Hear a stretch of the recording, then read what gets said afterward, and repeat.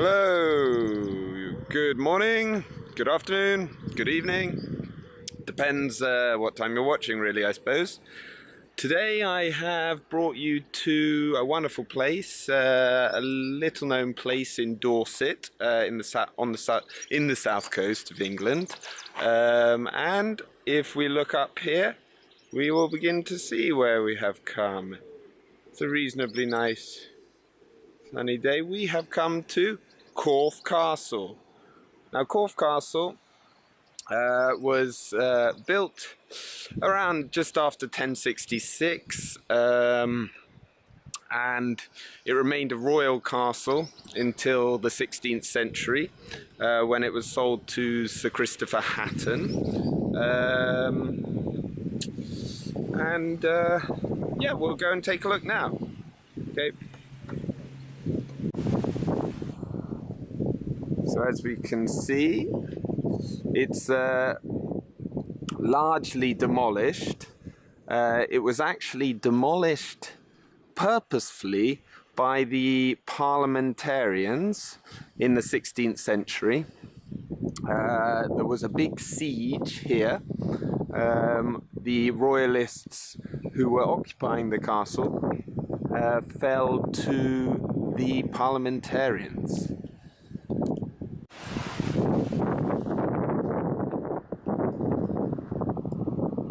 Apologise for the sound quality today. It's a bit of a windy day. We see we've got a lovely stream going down here. Lovely stream. Not sure how long it's going to take us to get to the castle, but we'll take a walk and see.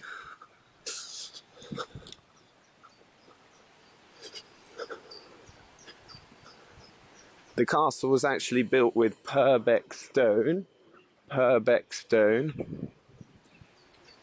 which was mined not far from here.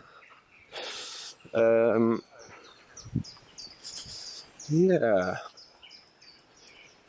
It's actually unusual for castles at that time to be built of stone. They were usually actually built of timber. And as we see some remaining structures, it was purposefully demolished by the parliamentarians after they successfully, on the second attempt, captured the castle.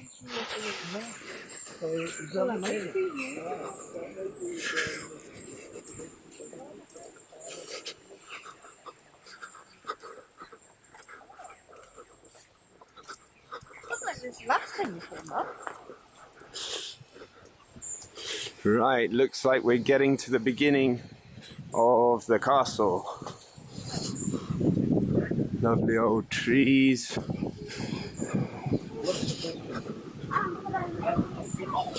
Old buildings. And this will be the old village of Corfe. Here we go. Be lovely to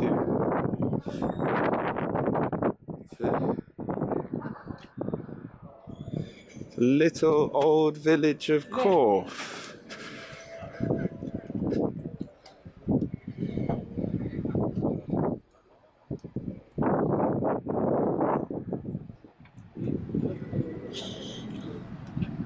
Sweet shop for those with a sweet tooth. Church. The bakers over there. So we will enter the castle. I probably have to pay, or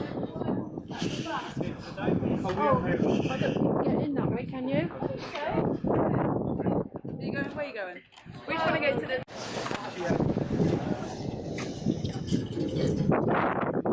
Here we go.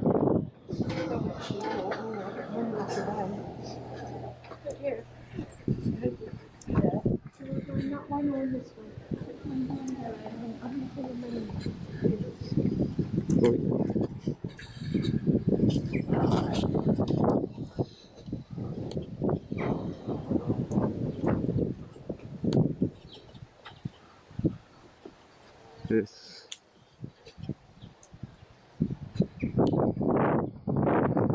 As we can see, we're quite high up here, and that was also actually unusual for a castle.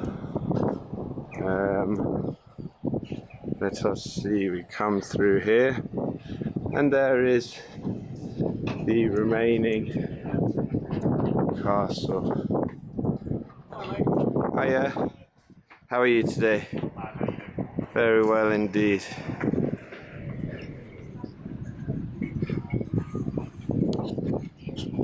Right, so we have arrived at the Corfe Castle, I should say, and we'll begin our tour. So we'll take a little swing around here, slowly, and then I will get out of the way and we'll take a look.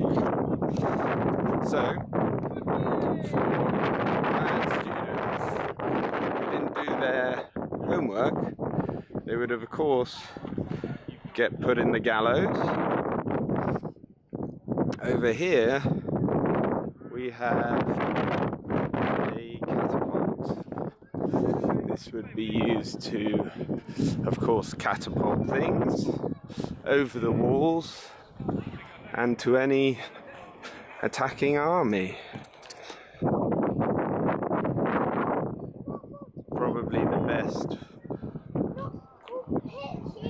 Probably the best weapon at the time. The village of Corfe over there.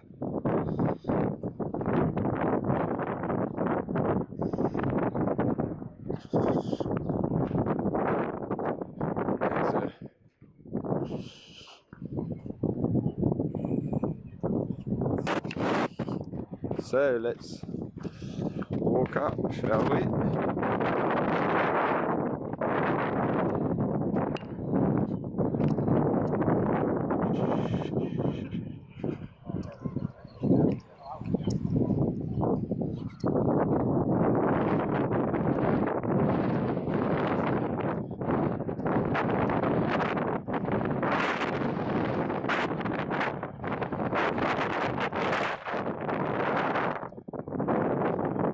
Look at what we've got here, some birds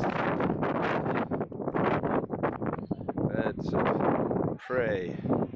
We have a peregrine, a sayer,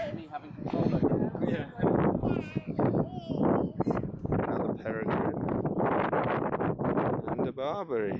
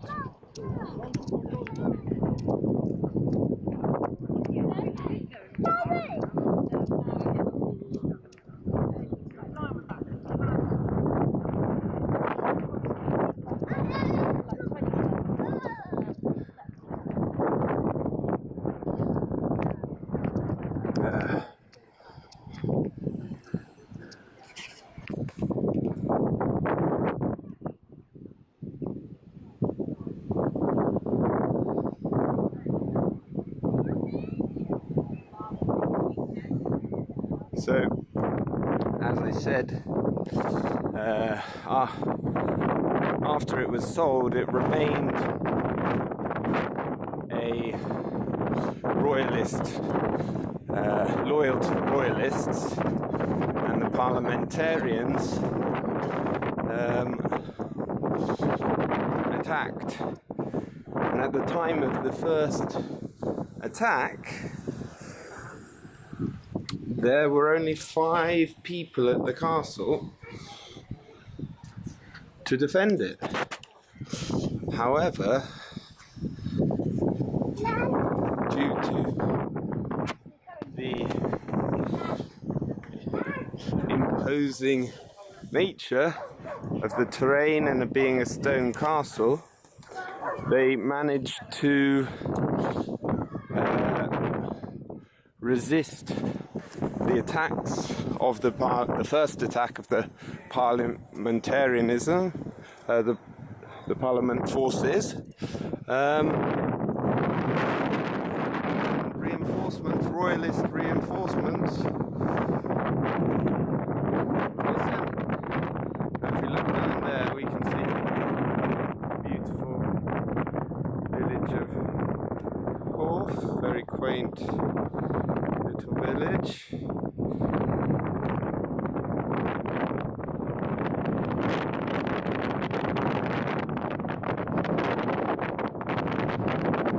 Farmland all around. Yeah, it's very windy.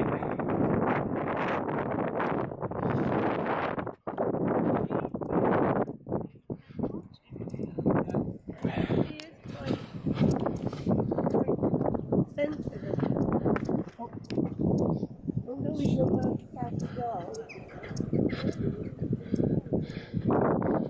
take a look over here.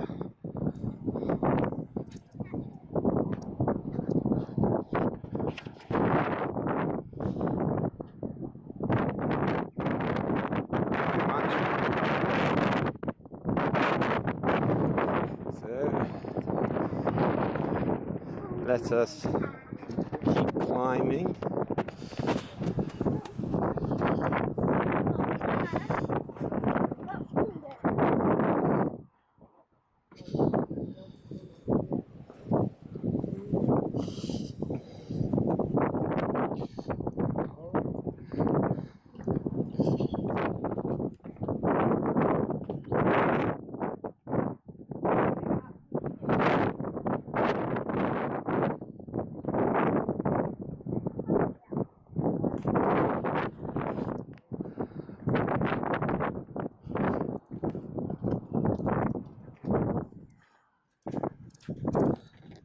Going now up to the top.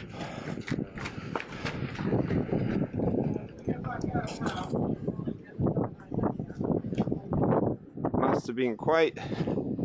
So here we go, we've got some information. Life in and around the castle. Domestic servants would have lived in the castle with the kings and noblemen. The castle grounds also provided work for ordinary people. This has made Corfe Castle an important part of the local economy for hundreds of years. The Outer Bailey is now a green and peaceful place. It was not always that way. When the castle was being built and lived in, it was very busy and noisy, with stables, workshops, storerooms, dwellings. There were horse and carts coming and going, archers practicing and shooting at targets. The inner ward was the heart of the castle, where the king and queen and their knights stayed when they visited the castle. Although one of the King Jong's favourite castles, he only stayed a few days at a time. And in total only 54 days during his reign. When the king was away, the castle was looked after by a constable. He was in charge of the garrison, armoury, prisons, servants, other staff, the castle repairs, and entertaining guests. Life in the village. Beyond the Outer Bailey, Corfe village grew as the castle was built. By 1247, it was a town, and Henry III granted it a market and fair. Henry VII spent over £1,000 giving the castle a makeover for his mother Margaret of Beaufort. During Tudor times, the village grew rapidly and it became a rotten borough with 2 members of parliament. The town of Corfe also had a mayor, coroner and bailiff. Who did what? Blacksmith made tools, weapons, horseshoes. Fletchers made arrows for the archers.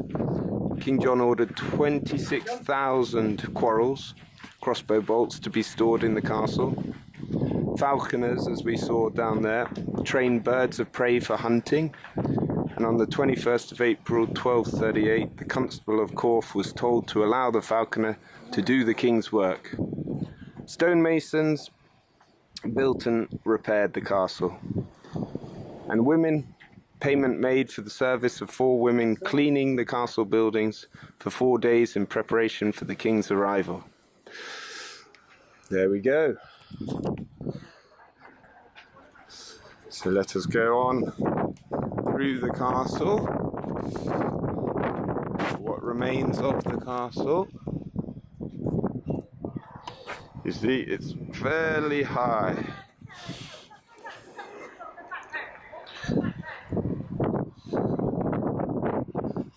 See what's over here. See.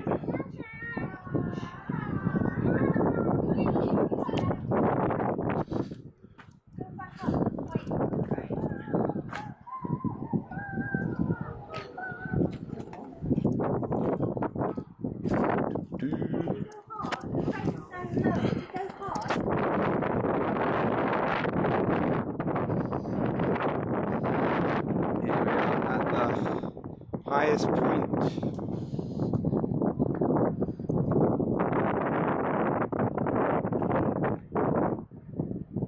So here we've got King Stephen's Siege Castle. The castle is built on a natural mound. It provides good defensive position with a commanding view of Poole Harbour and the gap in Purbeck Hills. During King Stephen's reign, which was 1135 to 1154, a dispute with his cousin, the Empress Matilda, over royal succession resulted in civil war. Matilda's supporter occupied Corfe Castle, hence Stephen's troops constructed a ring and bailey castle to the west, so a second smaller castle. The remaining earthworks can be seen about 250 metres away, just out of range of the castle archers defending the castle. The rings were later used as a battery for parliamentarianism soldiers besieging Corfe Castle in 1643 and 1645.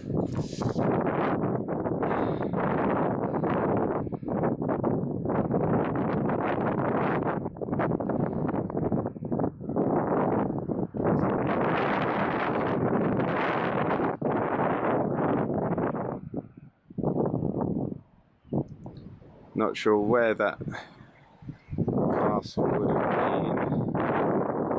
Maybe over there on that little mound.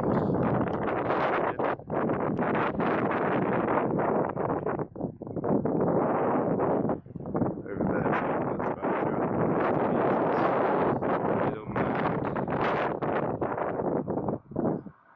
You see over there, there's a graveyard. Graveyard, probably the castle graveyard, connected to a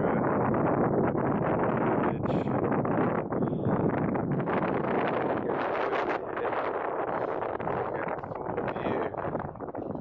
Beautiful view of the castle.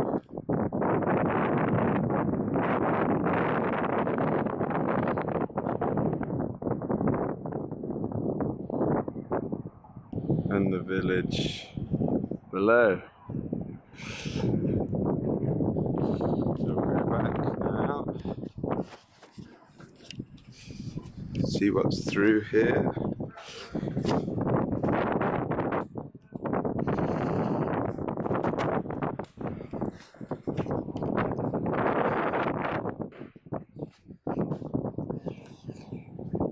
After this castle.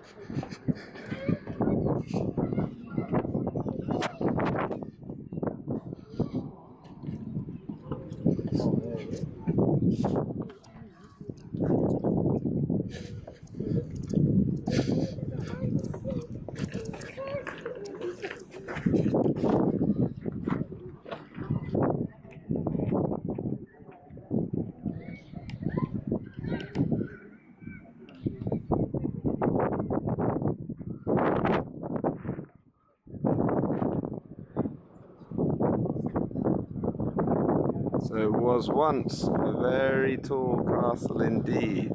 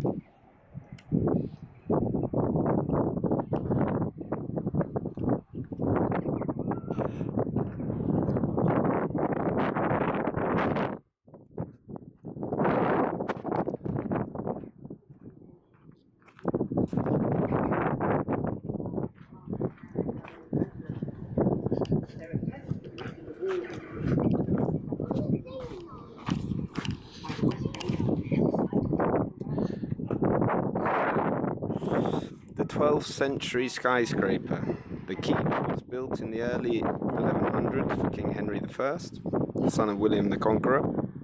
It was designed to be impressive, and it certainly was, standing 23 meters, 80 feet tall, and on the top of a 55-meter hill. The fortress, treasury, and palace. This was one of the first Norman keeps to be built of stone instead of timber.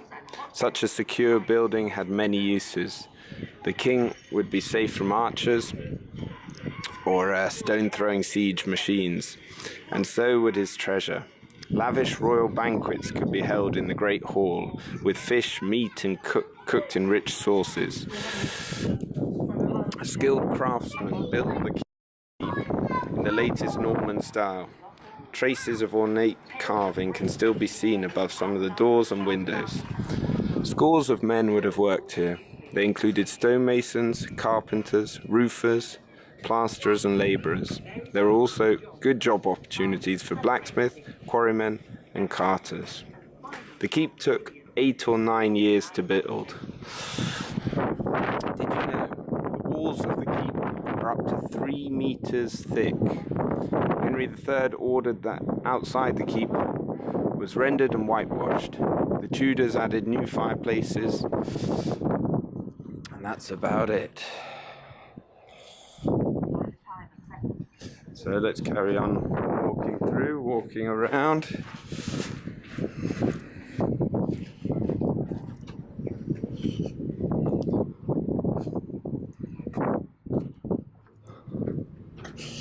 Nice little railway bridge down there. You can see.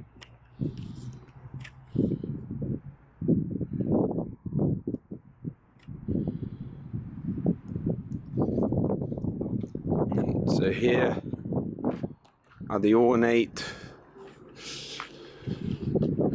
Tudor windows still remaining. We'll walk around.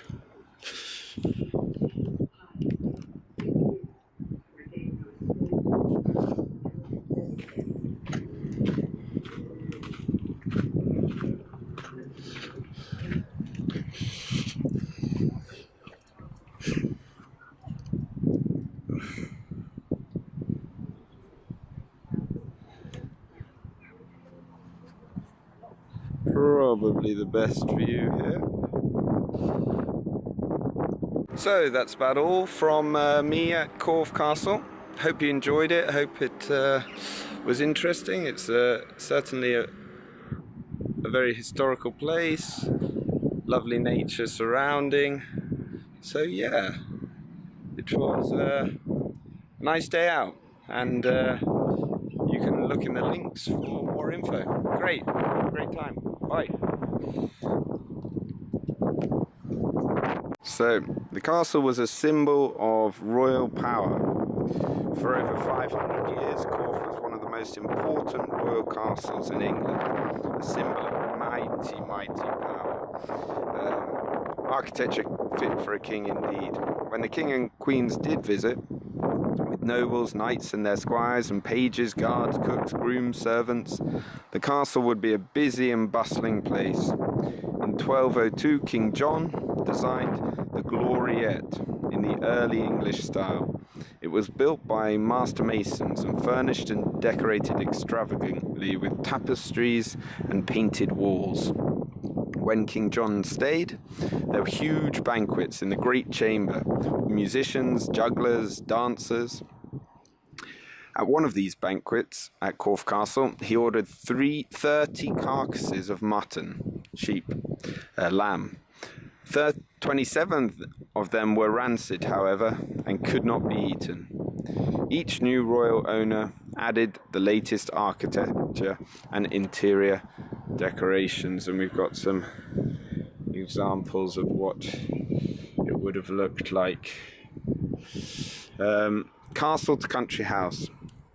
In 1572, Queen Elizabeth sold Corfe Castle to one of her favourites, Sir Christopher Hatton.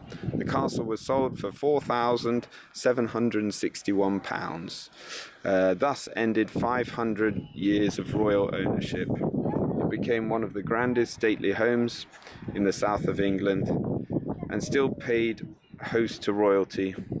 When King James I stayed at Lulworth Castle, he came to visit Lady Elizabeth Hatton, who in 15... So, last view of the castle.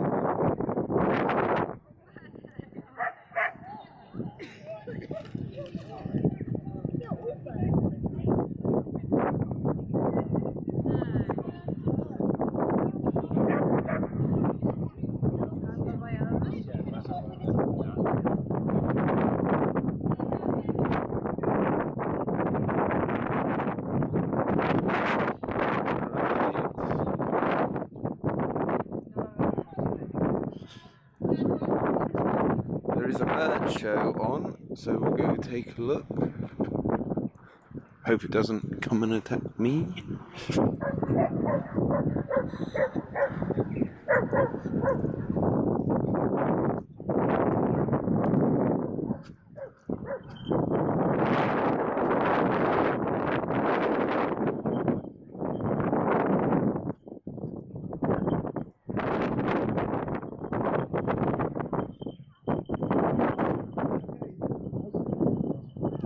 Okay, so Norman Falconry. William the Conqueror, William the Bastard, Normandy. Supposed claim to the English throne. Came over here to fight Harold Godwinson in 1506. He also with him now back to our most historical periods, the Falconer actually the king's bodyguard and best friend. They actually spent more time with their family than they did with their wives. And they were their most trusted advisors. Now, first Bassett, King William's Falconer, actually fought alongside William the Conqueror and the Battle of 1066 at the Battle of Hastings, and subsequently fought a lot of lands in England. In fact, this is where the famous English comes from. His great granddaughter, Elizabeth, then became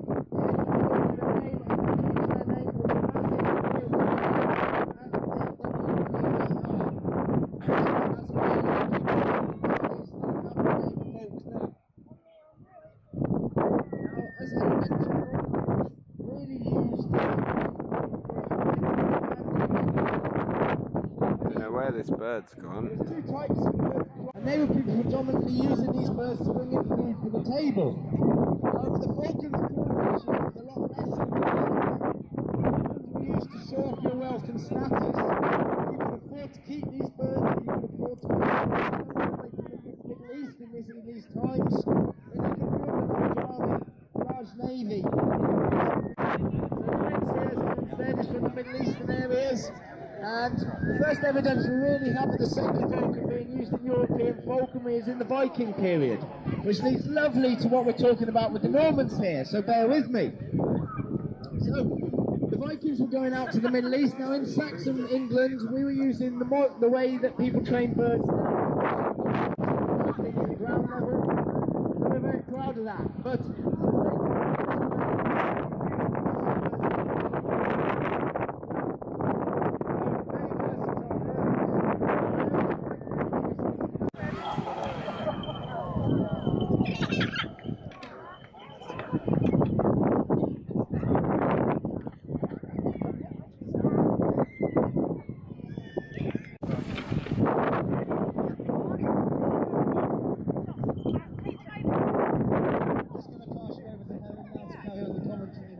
third time.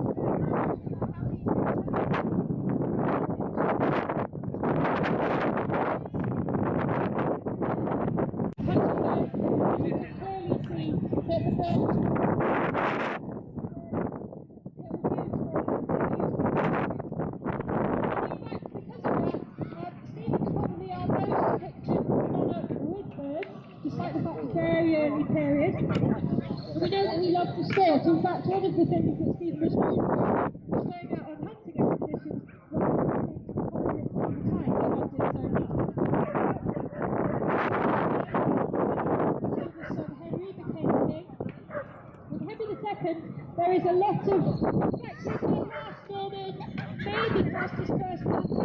Henry II is the king that approaches the gap between the Norman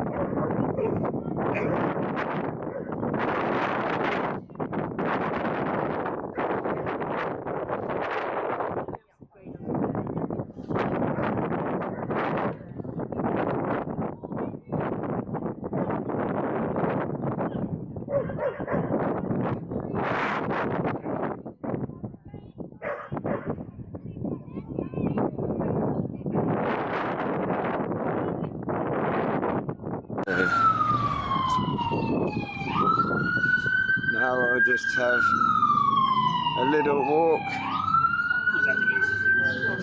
down through Corfe village.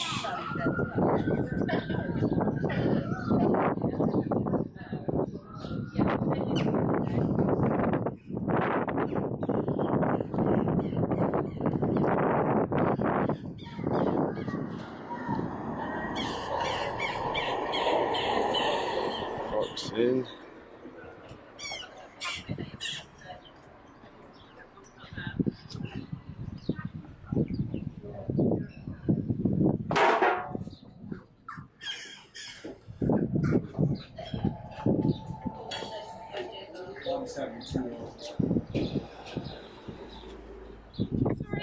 Hiya, no problem.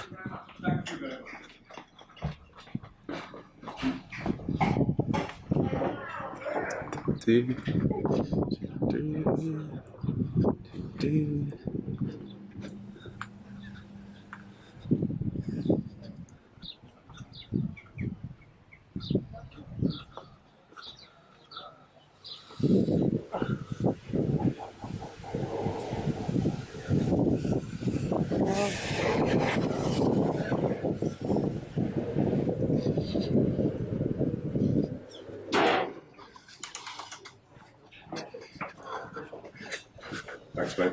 Cheers.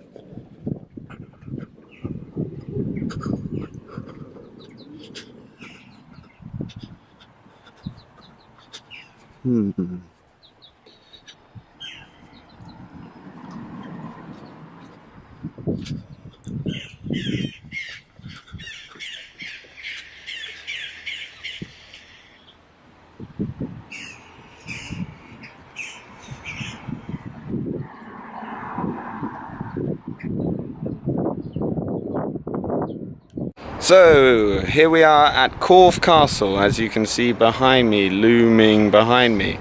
Great place to visit. It's actually mostly demolished, but that was done in about the 16th century. Had an extended tour, lots to see. Certainly a lovely place to come on a sunny day. So thanks for joining me. Right, bye.